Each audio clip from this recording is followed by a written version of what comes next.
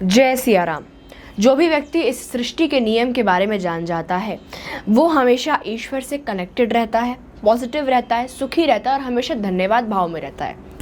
यानी जब कभी भी उसके जीवन में किसी भी तरह की परेशानियां आती हैं तो वो हमेशा पॉजिटिव चीज़ें ही उसमें ढूंढता है। अब हमने पिछले वीडियो में मैनिफेस्टेशन की प्रक्रिया के बारे में बात की थी कि मैनिफेस्ट किस तरह से किया जाता है, किन किन चीज़ों की आवश्यकता होती है मैनिफेस्ट करते वक्त। अगर आपने वो वीडियो नहीं सुना है तो डिस्क्रिप्शन में मैं उसका लिंक डाल दे रही हूँ, आप वहाँ से जाके सुन सकते हैं। आज हम बात करेंगे क्योंकि अक्सर हम जिस सोसाइटी में हमने जन्म लिया है वहाँ पर हमें कई लोग डीमोटिवेट करते हैं। हम जो भी काम करने के लिए जाते हैं, मान लीजिए मुझे डॉक्टर बनना, मैं डॉक्टर बनने के लिए जा रही हूँ, लेकिन आस पड़ोस के लोग होते हैं कई ऐसे जो मुझे डीमोटिवेट करते हैं कि डॉक्टर बन जाओगी। अच्छा, बहुत लोग बनने के लिए जाते हैं और उसमें से कुछ लोग ही बनकर आते हैं।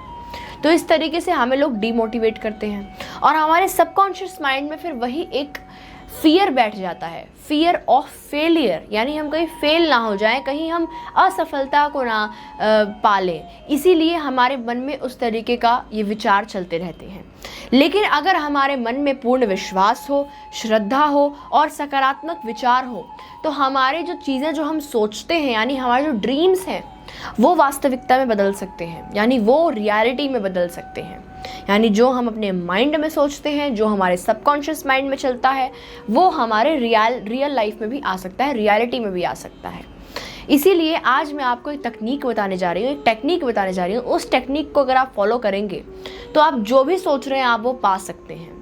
सबसे पहले तो आपको सुबह नहा धोकर फ्रेश होना है, स्वच्छ कपड़े पहनना है, मंदिर के सामने बैठ जाना है आसन लगा के, और हनुमान जी कोई प्रतिमा है, कोई फोटो है, उसके सामने दिया जलाना है। हनुमान जी से पहले विनती करनी है। जो भी पूजा पाठ जो आप करते हो, हनुमान चालीसा पढ़ते हो, पढ़ लीजिए। उसके बाद अपनी मनोकामना बोलिए। आपकी मनोकामना पहले क्लियर होनी चाहिए कि आपको चाहिए क्या है। मनोकामना बोलिए हनुमान जी से, और मनोकामना को आपको प्रेजेंट टेंस में बोलना है, यानी मनोकामना मेरी पूरी हो चुकी है ऐसे बोलना है। मनोकामना पूरी होगी ये नहीं बोलना, मनोकामना पूरी हो चुकी है। यानी मान लीजिए मुझे कोई जॉब नहीं मिल रही है तो मैं ये कहूँगी कि हे हनुमान जी, आपका बहुत बहुत धन्यवाद, आपने मुझे जॉब दिलवा दी। यानी मुझे जॉब मिली नहीं है लेकिन मैं उसे प्रेजेंट टेंस में बोल रही हूँ कि मुझे जॉब मिल चुकी है। तो ऐसे ही आपको भी बोलना है, आपकी जो भी मनोकामना है, जो भी विश है, आपको वो हनुमान जी से बोलना और प्रेजेंट टेंस से बोलना है कि वो चीज़ पूरी हो चुकी है। और जब आप पूर्ण विश्वास के साथ ये चीज़ बोलते हैं ना कि वो हो चुकी है, वो पूरी हो चुकी है, वो पूरी हो चुकी है, तो वो असलियत में पूरी होना शुरू हो जाती है।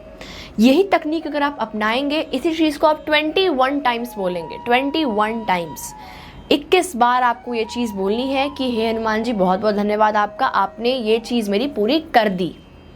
भले ही वो पूरी हुई हो या ना हुई हो, आपको बस धन्यवाद भाव में रहना है कि हाँ हनुमान जी, आपने मेरी ये चीज़ पूरी कर दी।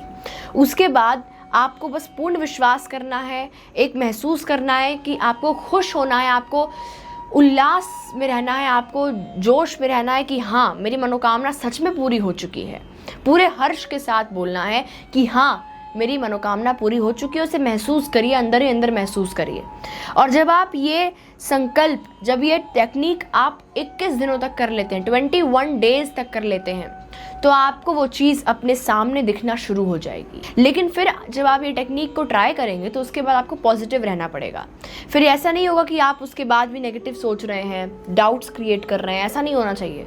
आपने अगर ये संकल्प ले लिया है, 21 डेज तक अगर आप ये बोल रहे हैं, कर रहे हैं, तो आपको वैसा ही बनना पड़ेगा, आपको उसी में जीना पड़ेगा, उसी को आपको महसूस करना पड़ेगा। तो इस टेक्निक को ट्राई करिए, सब कुछ पूरा होगा।